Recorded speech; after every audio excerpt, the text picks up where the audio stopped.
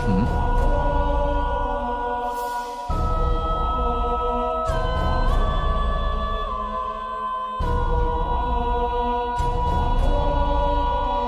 Yes, as you said, they were giving you the pitch and now they're giving you detailed analysis.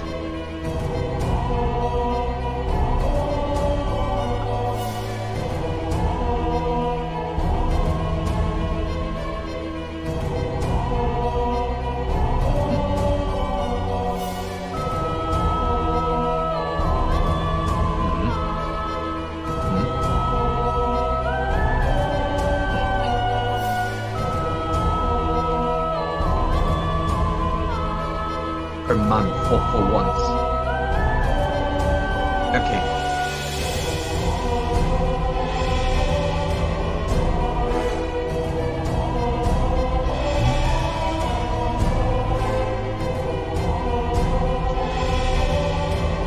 Yeah, I'm really curious because I feel like the company we're currently working with, they're doing a great job on YouTube posting, but I'm looking for someone who's doing a more broader approach, like a general marketing company that is really focused on doing.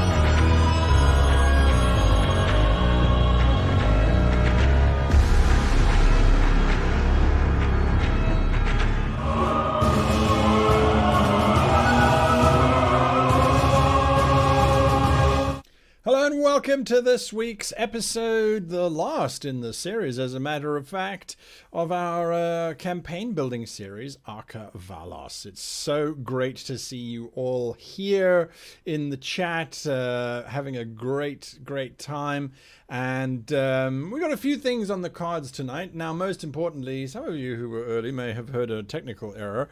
I have a guest in the show tonight for you, simply because the guest brings with him gifts and goodies for you, which you might want to use in your upcoming campaign. So that's going to be really useful to have. And it has to do with survival in a campaign journey, which I think is always going to be useful for anyone to have. And so there is that. We're going to be talking about that. And then if we have time, we're going to be designing our monster for our world setting. Now, if you haven't catched the show, if you haven't caught the show in the past, I'm just going to remind you, no, I'm not, because then it's going to break things. We are designing our own world, and the world is called Arka Valos, and the player characters are dumped into this world through a portal, and then they have to survive. Now, we'll do a recap of all of the things that we have designed thus far for the campaign towards the end of the campaign, once we have moved forward with our guest. But before we get there, one of you, I see you're in chat, Inky Design, sent through the recipe for banana milk, which I have a particular penchant for. And so I spent this afternoon in the kitchen slaving away for hours and hours and hours to try and make this banana milk. I lie, it took about 10 minutes or so. So here it is. And I haven't tasted it yet. I followed the recipe that was designed. So here it is. This is not part of the stream. This is kind of survival, actually. It's survival because I'm not allowed to have milk. So we had to find milk alternatives and things. So here we go.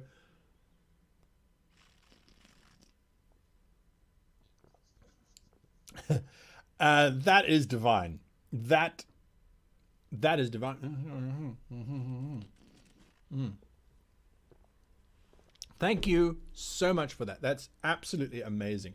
It's really cool. I think the lighting is making it kind of green, but it's actually sort of a beigey color. I guess it's been standing for about 20 minutes since the show. Anyway, so thank you so much for that. It's great to have this wonderful chocolate milk back. And I think it's really, really cool. Let's get on with it. My guest tonight is a longtime friend and just an awesome human being. Till, how are you doing?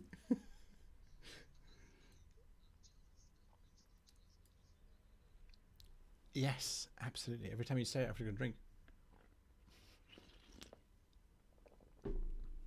So, as Bailing says, Till, he's muted. He's not muted. Oh my God, you were muted, Till. I'm sorry. What a night. First you were not muted. Now you're muted. It's all crazy and chaotic. So anyway. I was... no problem. I was saying I'm jealous because I have no banana milk here. I have to stick with my old-time favorite, my Coke. And I'm happy to be here. I'm very excited. Now, we are here, Till, because you designed something quite a while ago, if I recall. Yeah. That you are using in your games. Now, I'll bring up the image here of what you have designed. Hopefully this works. This is what you've made. Yes, exactly. Okay, now this, for those of you watching, this is Dungeon Fog, and I'm going to put the link in chat right now. So what I'm sharing with you is if you have a premium account with Dungeon Fog, is that right? Because I think some of the props are premium. Some of the props are premium, yes. You can now access this. The link I've just shared up, that will give you this courtesy of Till and Dungeon Fog. Thank you very much. So you can clone this and add this to your collection. So that should be, well, that's the first part. How it works, well, that's what Till is going to talk to us about now. In terms of all of that. So and what it is. And what it is. Sorry. Yes, absolutely. Yeah. So what is it? Yes. Okay. So we started about 2 years ago. We started playing Tube of Annihilations, and I was looking at the Hex Crawl of Chult, and I was reading a lot about Hex Crawls, and I was like, it kind of, if you're playing a Hex Crawl, it kind of ends as a roll fest where you just basically pick the one person who needs to do a direction check and then probably a foraging check, and that's it. And it kind of, either you narrate through that part, or it's, I felt like it's getting boring quite soon. So I sat down and I felt like, what can I do to make this whole decision process of expedition more interesting for my players? And back then I played a resource board game where you have to distribute to, I think it's a sci-fi game, you have to distribute to engine and to power and to shields and stuff like that. And I was like, I like that. I like this idea of leveling and lowering bars to distribute energy amongst your spaceship. So can I make the same thing for my players as an expedition game board, where they have to plan out, so they have to think ahead a little bit, and they have to plan out the route that they want to take. So that's what we're seeing here in Guy's back screen, is they just need to start about what's their starting position and what's their goal position, and what's the route they want to take to get there. And with the game board, they can now start to plan their route on a daily basis, which means every day they can just travel as far as they get per day. Which means every day things change, and the cards are kind of shuffled. Okay. But generally speaking, they can use the game board to distribute resources, which they are. The players are kind of resources in that board game. And it's a great way for me as a game master to look at that game board. And usually we did that at the end of the session, and we said, okay, what's the plan for the next expedition part that you want to do? And they started to distribute their tokens. And then I was like, oh, okay, interesting. That's what you want to do. So here we're going to end the session.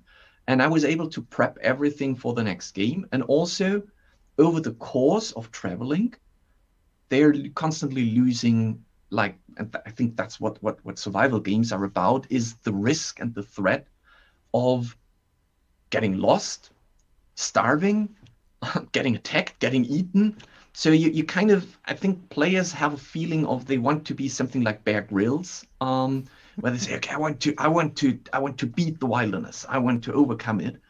And the game board, I thought, was a nice, funny way to do that, to give my players the means to plan their journey in a visual way.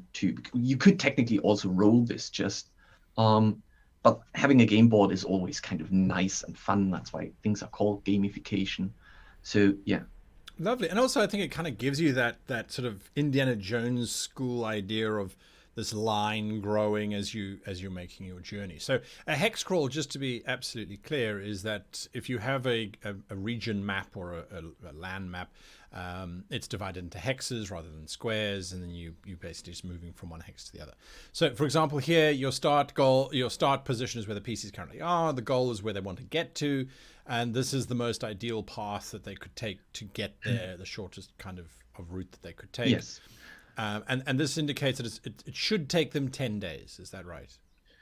No, this indicates that it takes 10 hexes to get there, and it depends very much on your traveling speed, how many hexes per day you can beat. That's right. Okay. Perfect. So also, this gives that you know where you want to travel. There could be the other part where you don't know where you want to travel. You want to explore, which means that you define, like on a let's call that a fog of war map, you just define a hex and say, okay, let's go into that direction.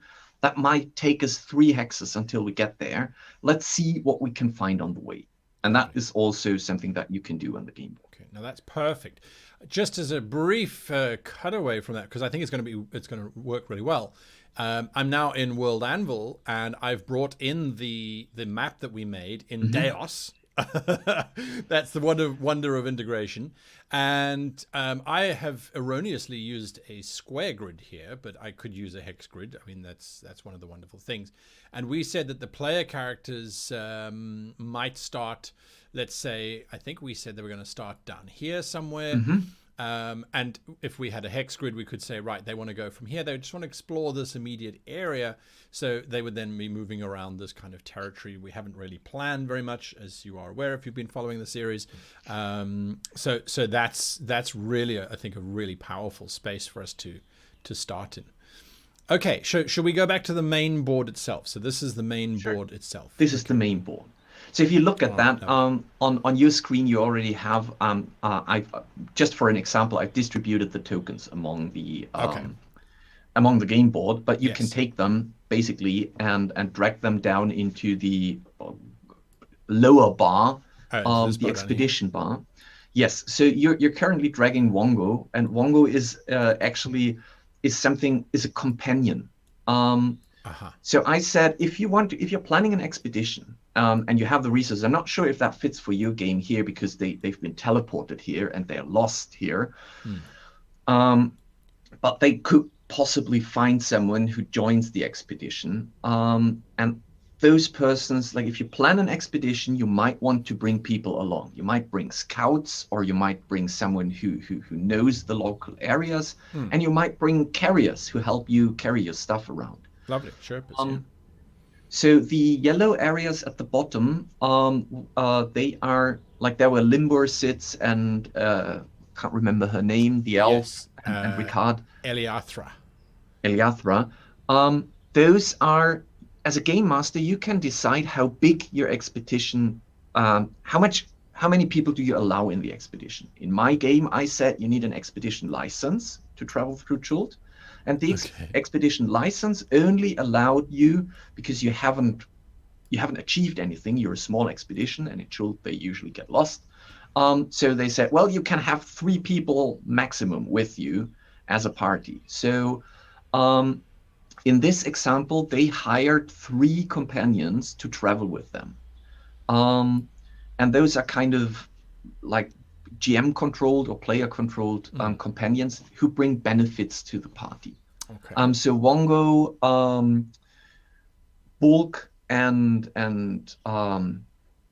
forgot her name again, Ethereal. Eliathra. They are hired companions, and you have those 3 yellow spots there where you can say, okay, can I fill them up with companions because they cost money per day? Do I have enough resources to purchase so many companions who travel on my expedition? Right. So when you start the day and you say okay, or when you end your session, however you play it, usually the expedition gets planned on the day. On the start of the day, you then say, okay, what do we want to achieve on this traveling day? And now you have those columns there, and the first column is to the left. Yes. Maximum? No, even further left. This one. Yes. This one. This defines how many hexes you can travel that day. Okay. So let's just go through the columns quickly. Yeah. The next one tells you how good can you navigate in a wilderness area that you do not know, or do you get lost? The next one tells you how much. Sorry to interrupt you. That you'd use nature check. Yes, I wanted to mix them up because you could do, like I didn't want to have survival. So I said, okay, what's something comparable that could allow for traveling through unknown nature? Well, a nature check. Lovely. Because I used the survival check to track down food. Yes. So this is for foraging. Do you want to forage food on the way? This would be for Dungeons and Dragons 5th edition, by the way. Yeah. Obviously, but you can replace that with whatever you like on skills. Yeah. So it's navigation, the next one is foraging. Perception means loot. Can I find lost I don't know, lost places, a hidden statue? Can I find loot? Can I go and loot the area and hopefully find magical artifacts? Okay. The next one is stealth, which means how likely is it that I'm going to see the encounter before the encounter sees me? A nice tool for a GM, because your party will never put a lot of points into stealth, which means that you can ambush them whenever you like.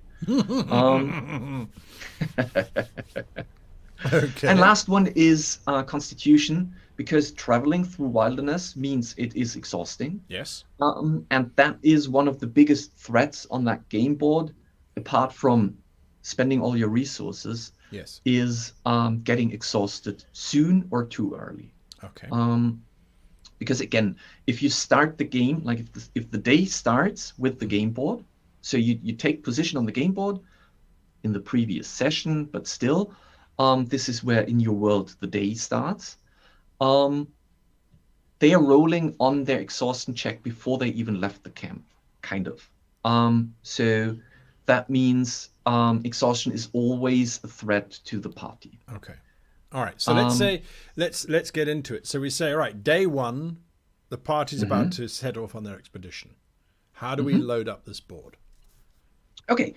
Depending on if you scroll down a little bit, so that we can see the party.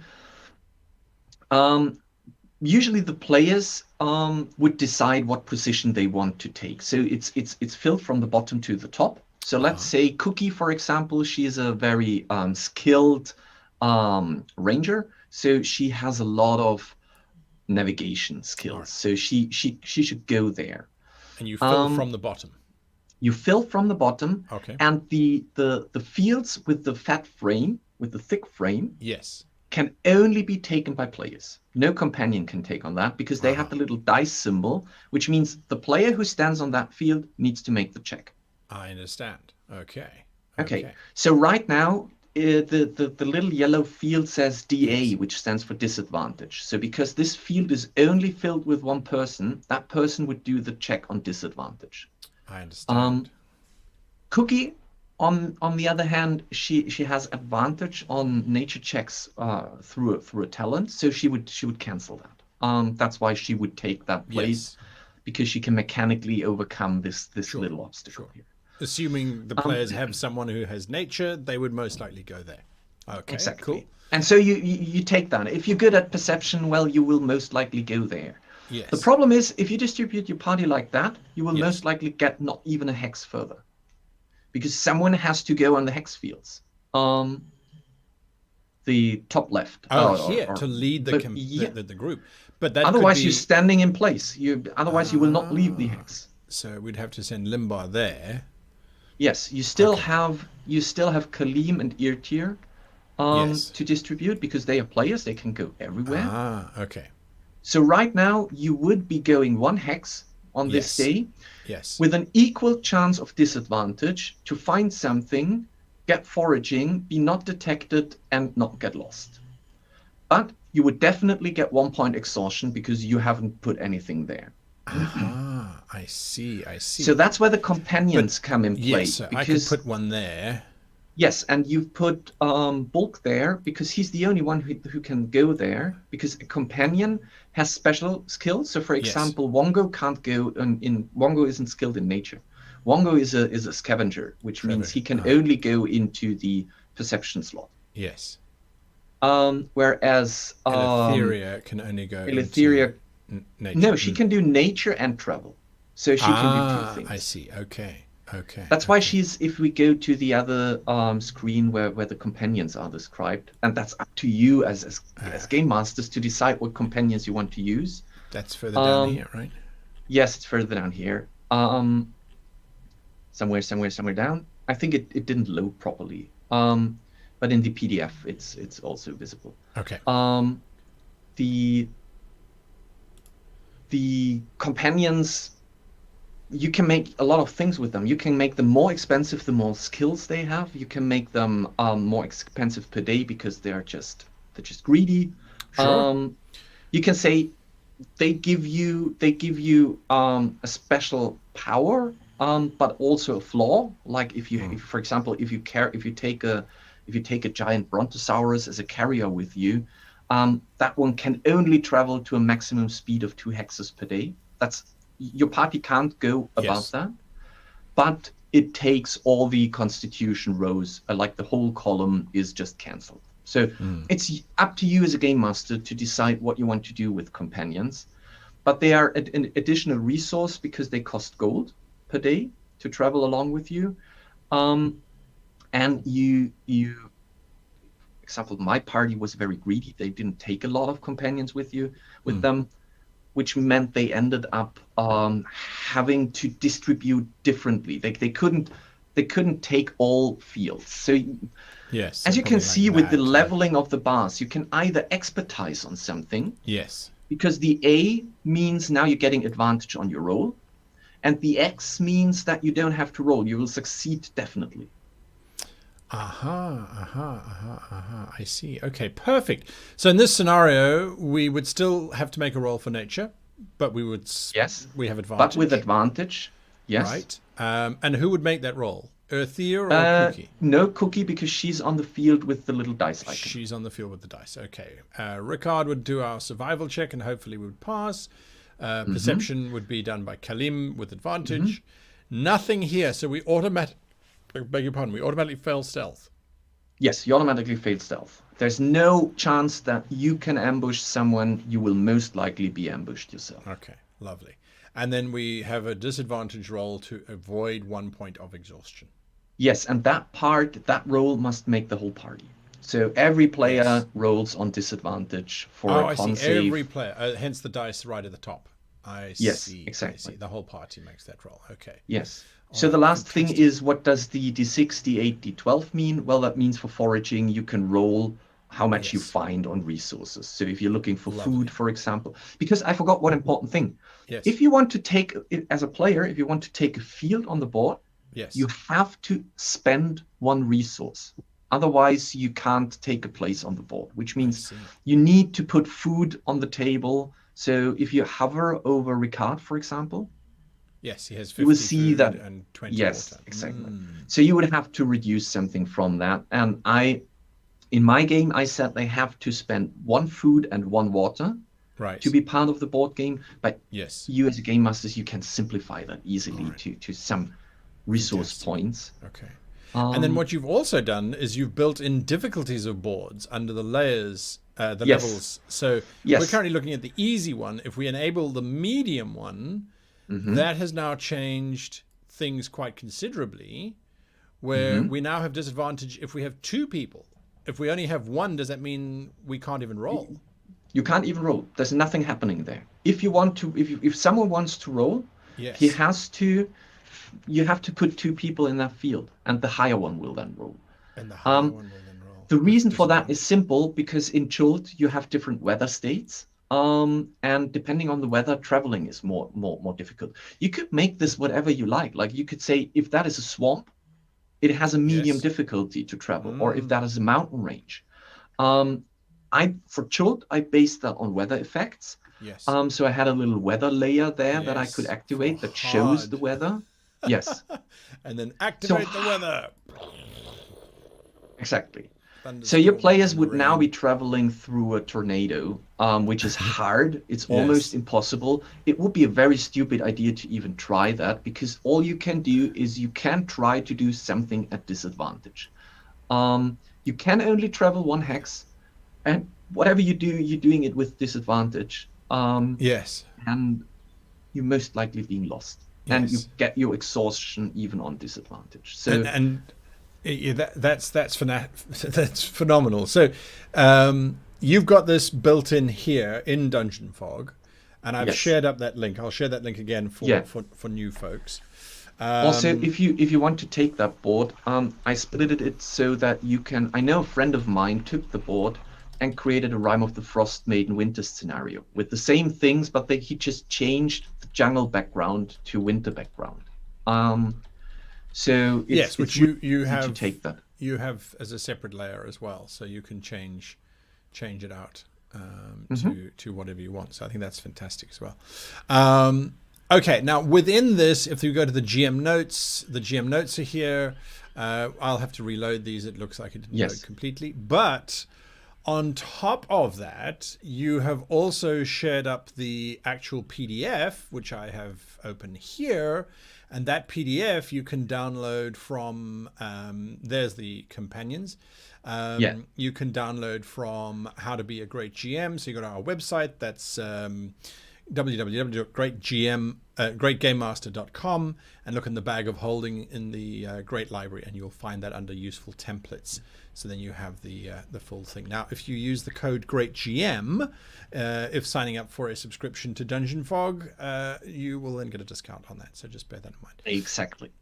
Till, I think this is absolutely phenomenal in terms of changing up the game. And for everyone out there, take it as inspiration, as we all do as game masters. We look at things and we say, I can do this better. And that's perfectly fine. Change it to whatever you like. Get rid of the distance fields, change them up with something else. I felt like, even though we were playing for almost a year on the board, we eventually got rid of it because we said, We've done exploring. We've done that now for a year.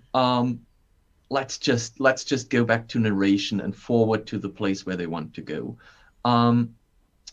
Because I saw the question, I put this map on the table so my players really could put the miniatures there. It was there, and they spent for the evening, I would say about 20 minutes to 30 minutes just discussing and debating what would be the optimal distribution of who can do what and what do we need for next time. Oh, we need food. Let's do foraging on the next day.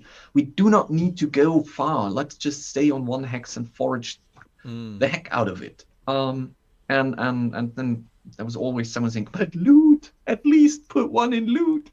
Yes. So it's a lot of fun. It's kind of, it breaks the game a little bit into a meta level where the players can interact with each other.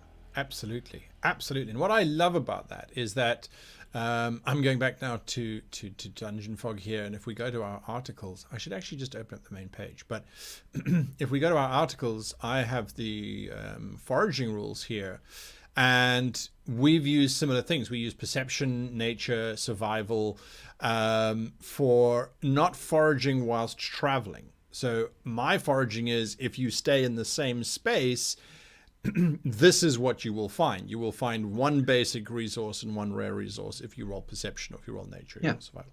So I think it all kind of just gels together quite nicely. Your characters can decide, okay, we're going to stay in this area and we're just going to forage for food and water, or we're going to forage for the building blocks that we will then use within the rest of this game. So that's why I thought when you showed it to me, I was like, this is brilliant. This is absolutely wonderful, but we got to get you on to explain it, just to drive us and make us understand that. So, and thank you for sharing that with everybody. You're welcome. That's what Dungeon Fog is for. Yeah, it just makes life so much more entertaining, I think.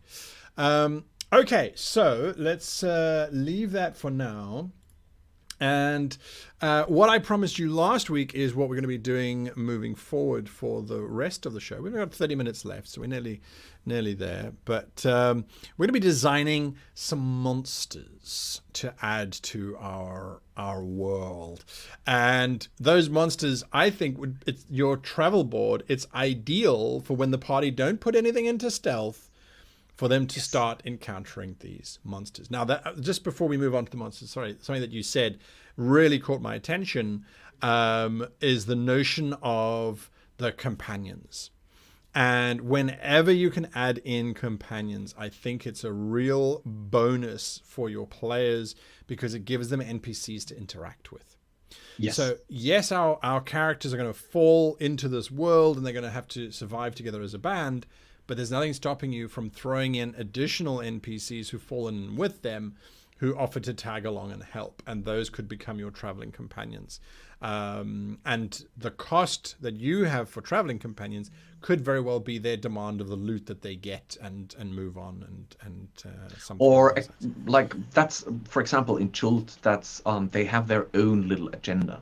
So they might be looking for a forgotten statue or lost statue, and they say, I'm coming along as long as we look for this statue.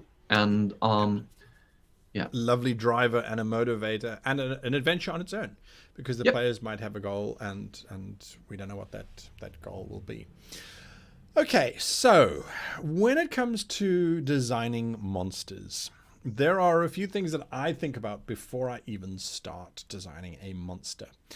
And for me, the most important thing is why do I need a monster that I can't just pull out of the book?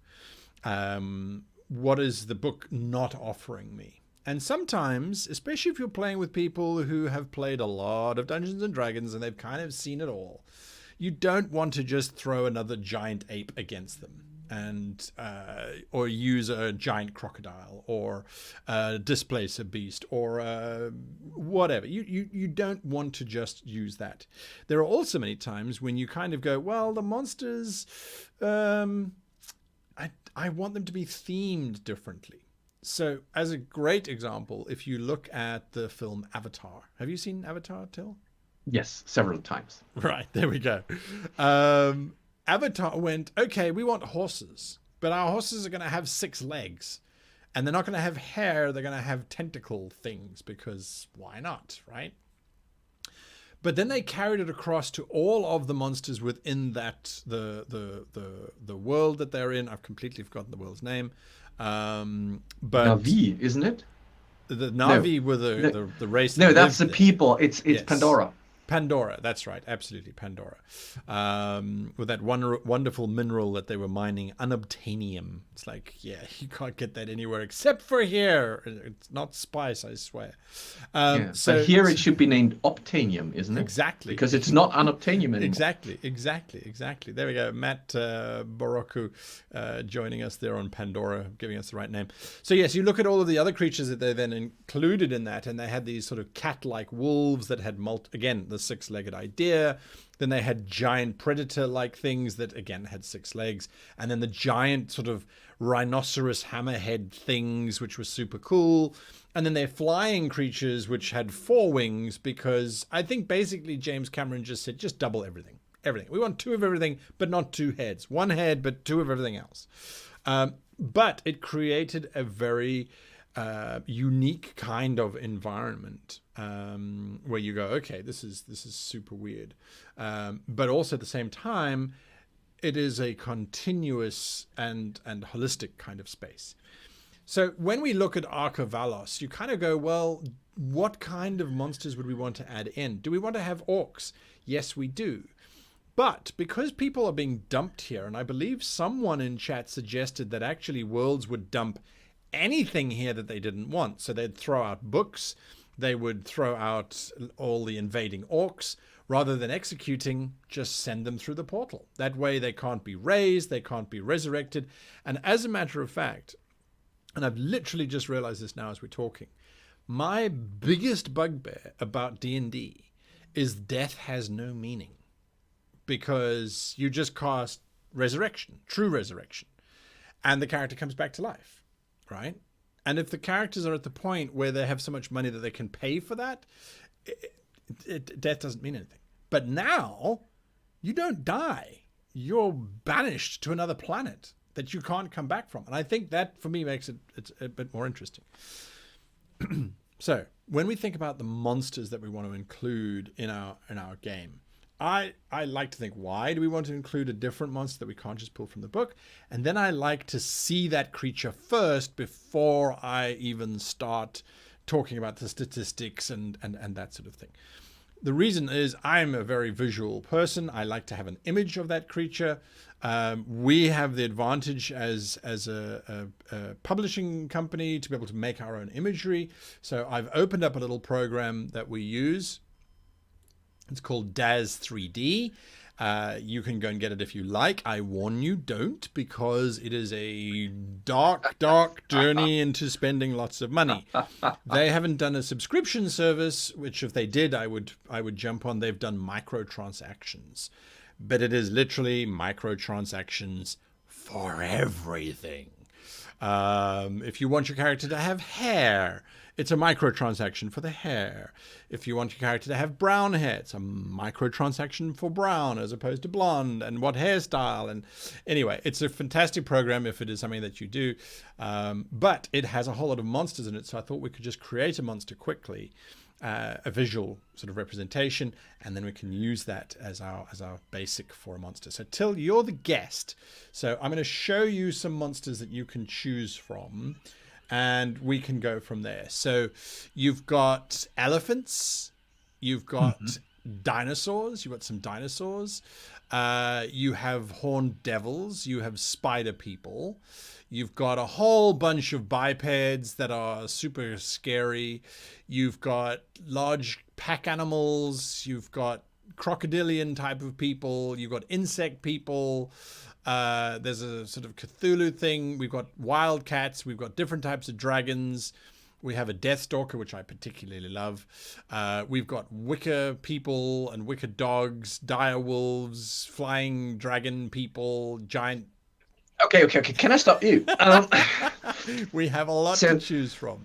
So, if I remember correctly, the world map that I've seen, then Yes. they are going to be somewhere between forest and mountain. This is more or less, this is where they're going to roam the place, right? Yes. So, yes. I think just because you named it, and I was like, oh, I hate those creatures.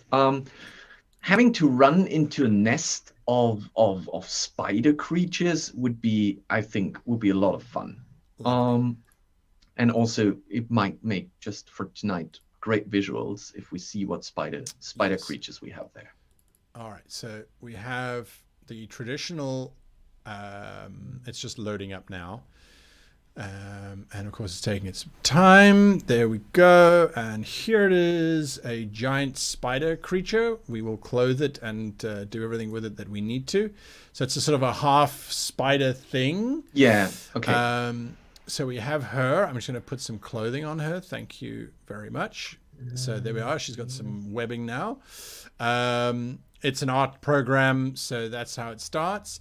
And then we've got traditional giant spiders, but we have a whole range of spiders that we can choose from. Let's just grab it. Where is it now? I really need to categorize these better. I saw it down here somewhere. There we go. We've got some giant spiders here. So here is a giant spider, and let's just give it a pose, and let's give it a different color because it's very, very dark at the moment. So we could make it sort of a plague spider, they're calling this thing, which is quite nice. Actually, we can just load that up as a separate thing. So let's just add in a plague spider.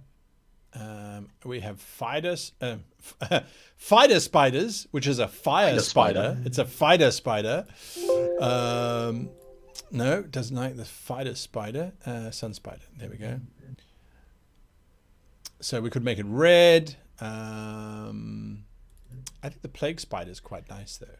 It is quite nice. I also like or dislike. I think the most creepy ones are those whitish ones that are. Okay. Let's go. Let's bring in a white spider for you then. And Thank you. saying, thank you so much for bringing back all the fear and terror of arachnophobia. Well, I think that could be part of it. Let's see. Frost spider. I think that's how it will work. Yes, good. Okay. And then we'll just give it a pose. And let's say doing that because I think that's terrifying. So there we have two spiders. Should we make the white ones like little and tiny? Yes. No, thank you. Just make a lot of them crawling over the wood, the forest floor, Yes. and over the trees, and you're like, All right. coming down like. Yes. Okay. We'll get there, I think. Cool.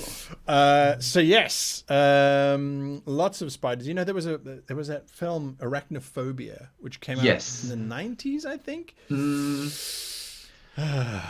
John Goodman, amazing John Goodman role in there. Oh, was it John Goodman in that one? Yes. It's John Goodman is the exterminator.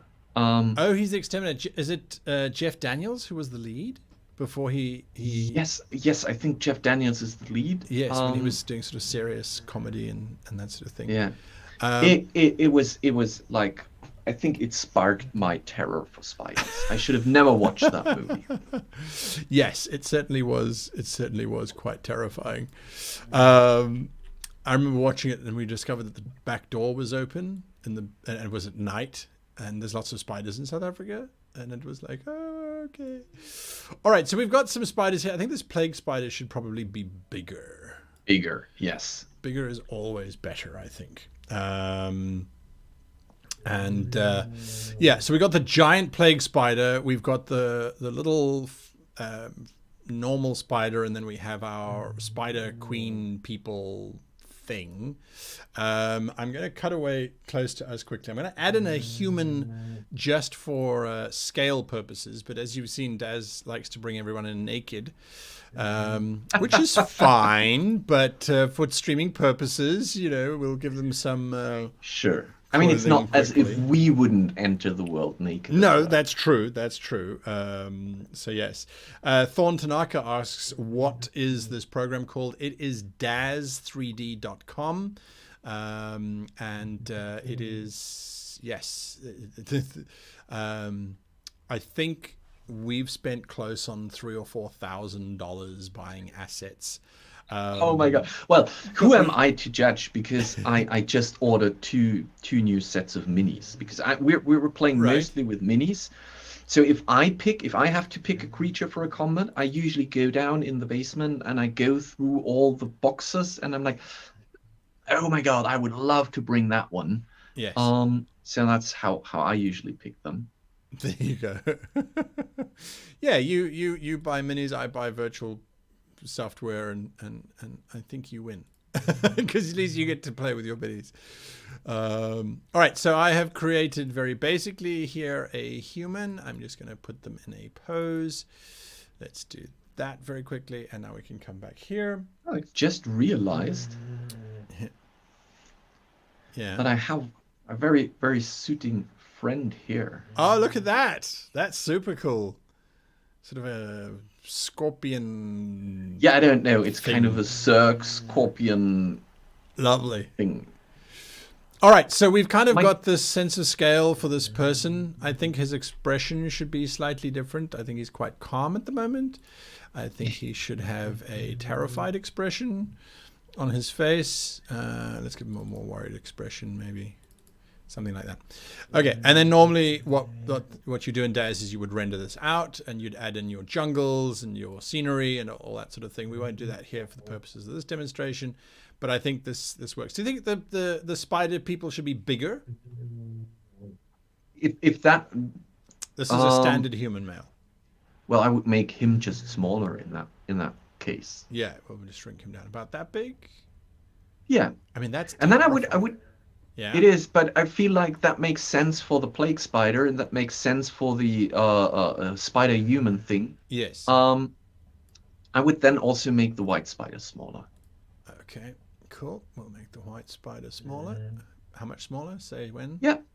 About Stop. there. That's perfect. So about the size of a Labrador. Yes. That's terrifying. Too big to stomp. Yes. Yes, absolutely. Too big to stomp. I like it. All right.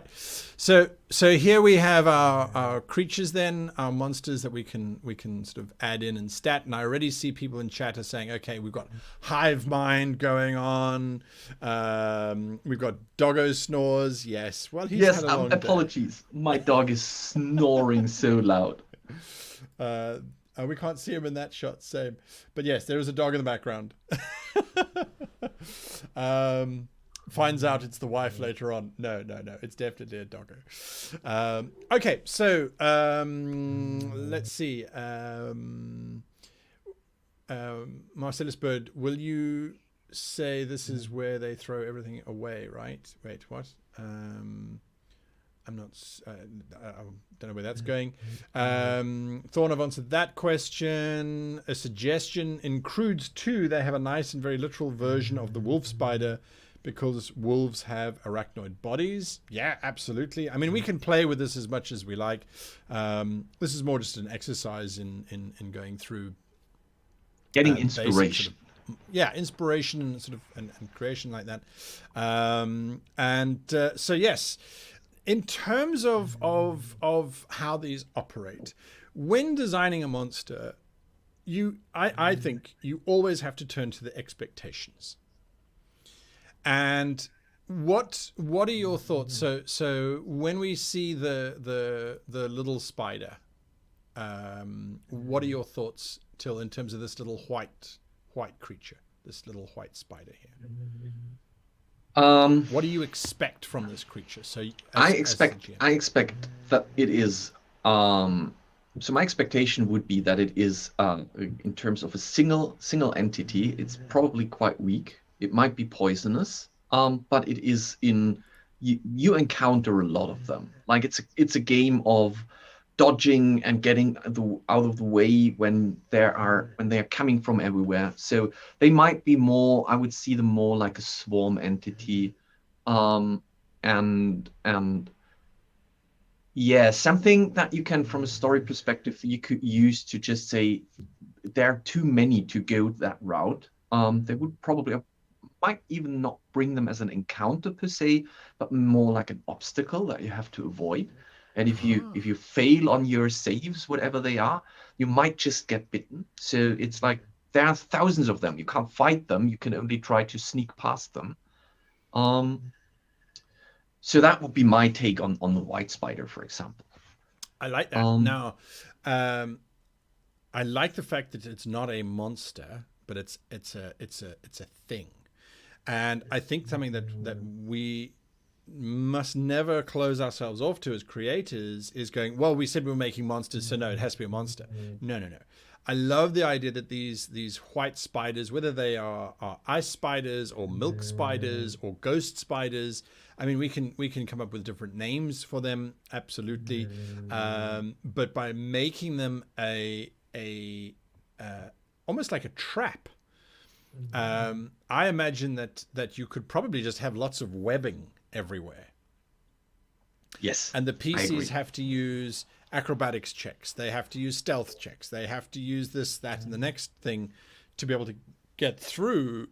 If they fail, it's a description of these spiders attacking. It isn't a combat, but it's a description of them attacking, and maybe they lose something. I don't know. What do you think, Till? I would even say if you make them just a story element, they might be just suddenly all vanishing. Like if you disturb them, what your players are expecting, I'm sorry, that is opposed to what you just previously said is tailored to the expectation. But what your players will be expecting is they have to carefully Catherine Zeta-Jones their way through the webbing. Yes. And if they touch one of the webs, what they expect is that all those white spiders sleeping and hanging over will attack, but suddenly they all retreat. And my players, even I, would be scared out of my pants for what is coming now because they're now all gone. Yes.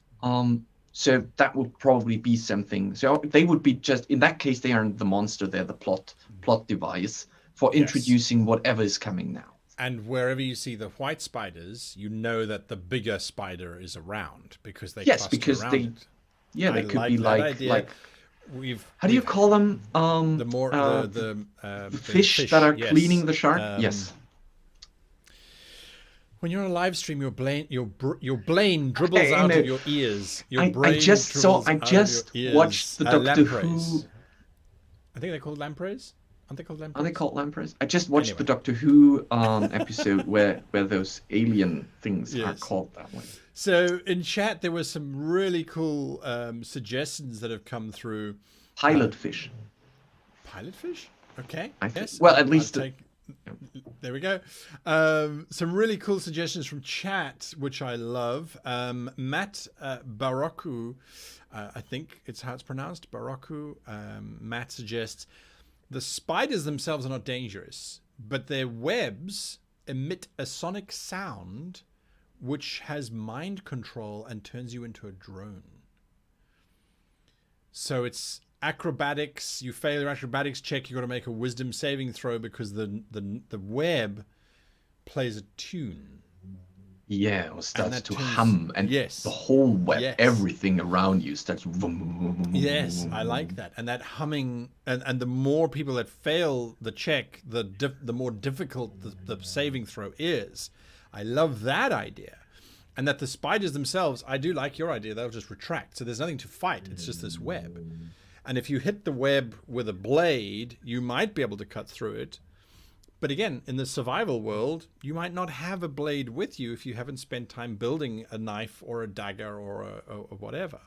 I really love that. And so that could be cool.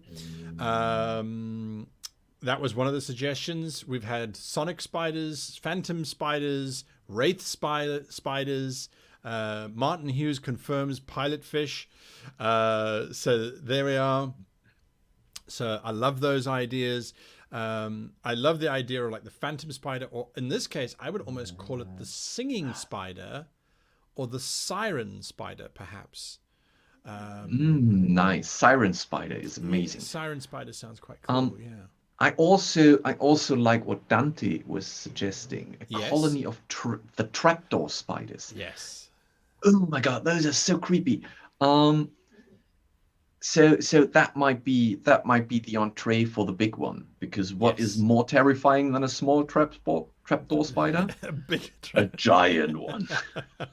So yes, I like that. A banshee spider is another suggestion for the name, with the sound sort of effect. I think that's really cool. Matt continues to suggest that perhaps the eyes of PCs who fail, perhaps those eyes turn white to sort of indicate that they've been controlled by the spider, something like that. All right, so I think that's really cool. And I'm also aware that we're running out of time here rapidly, which is so sad because it's so much fun, so much fun. We're just warming up, guys. Yes, so we're just warming up. All right, so we have our siren spiders, which the webs create music and you get stuck in the web. And I think it would just cause you to stand still and cause you to die of starvation. You know, it would just be this terrible, terrible death that you can't get out of. So I think that could be quite fun. All right, let's look very quickly then at the weird spider people. Now, I know that this particular spider queen, she comes with some options in terms of eyeballs. And so she has the regular double set of eyes. Let me just select her. And then she has, I think it's under her anatomy. There, she could then have multiple eyes too, which I think is really freaky to see her with all these different eyeballs. Ooh. Yes, and then we can give her different kinds of makeup, so she could have sort of a bloody kind of look. I think that's terrifying. So yeah, I feel like these sort of spider folk. What do you get from your expectation there? What do you expect from spider hybrids? Two things. I really liked what you previously said about that. This is not only this world is not only a place where they evolve, but where things get dumped or expelled to.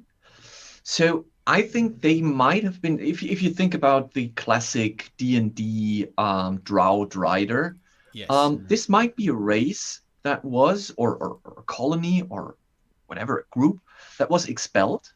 And the best way to survive was to integrate into this spider colony, because that is the closest to what they were known beforehand. Yes. So this could be something that also seeks a way back. Okay, so she's an individual. So this isn't a race of people. This is just a one-off kind of monster. I thought this might be just one, or it could be a colony. You know, it could be a group of 12 expelled spider people who are seeking a way back, but the players learn about that they shouldn't find a way back because there was a reason why they got expelled. Okay. And in the end, they have to decide if they leave them there or if they team up with them, or what are they doing with them? I do like that. So again, it's not a native monster. It's been brought here. A suggestion from Mars Anonymous is, what about were spider? Ooh, I love that idea. Right? I love it's it like, too. were spider. You hear That's of were like- bear, that's- were boar, were tiger. It's like, now we have were spider. Yeah. Where spider? Oh. Where spider? No, also it's like, oh yeah, I've got bitten by a spider. Now I Yeah, become. yes, exactly. Yes, That was not yes. what I was hoping. Oh, by the way, look at what I'm wearing today. The friendly I neighbor kind spider. of, There you go. but I didn't turn into that. I turned into a freaking were spider, and now I have to live with the Oh, with the creepy white spiders. yeah. Another suggestion, Sven K says the female torso is actually just a shell. The spider uses it via nerve controlling fungus. So it wears the corpse to kind of lure Yeah, people it's just in, and then it splits open and there's a giant spider.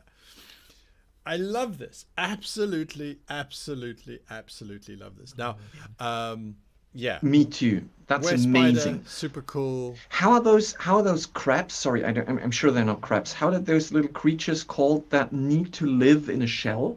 But they just The hermit crab? hermit crab. Yes. So this is a hermit spider that can't live outside of a human body. Like they need human corpses to live in there. That's the only way to do it. And once the corpse is too rotten, they have to abandon it and find a new one.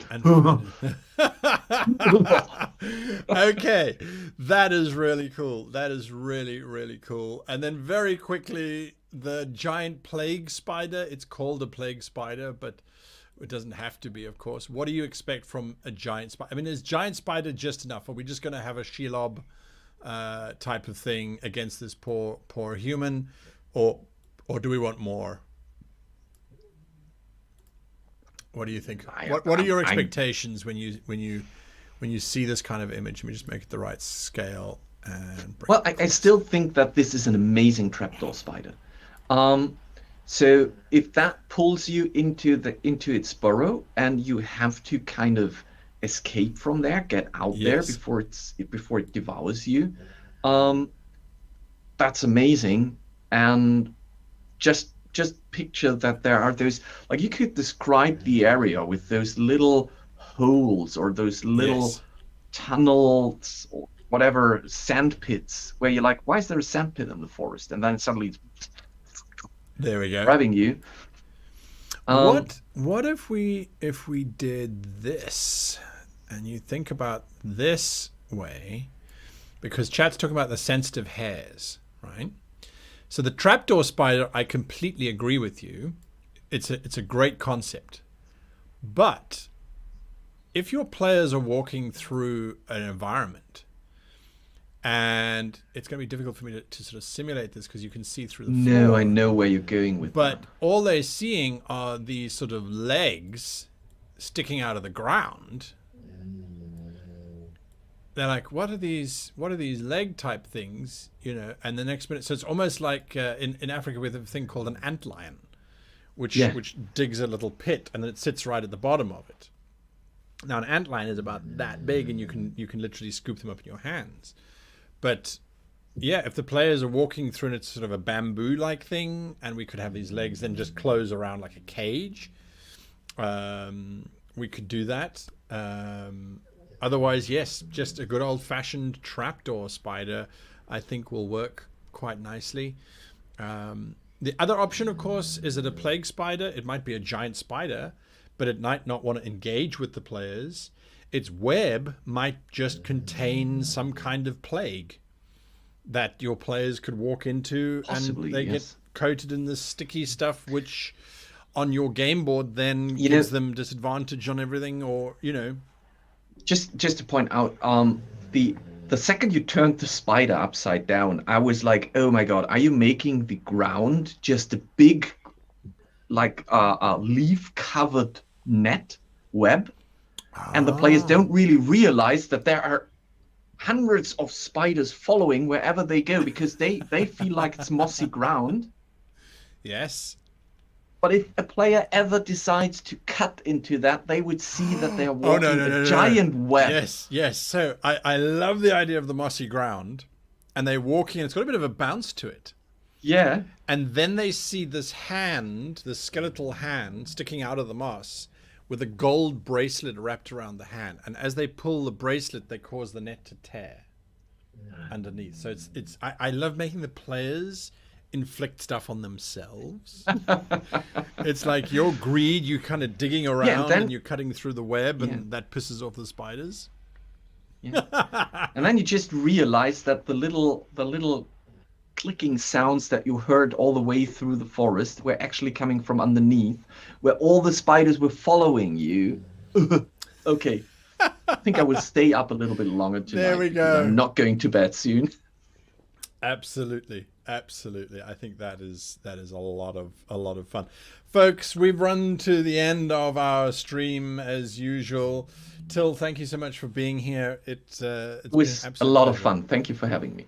Absolutely. Thank you all for being here. There won't be another stream on Wednesday next week for a few very important reasons, and I have reneged on my duties. I should have brought this up already.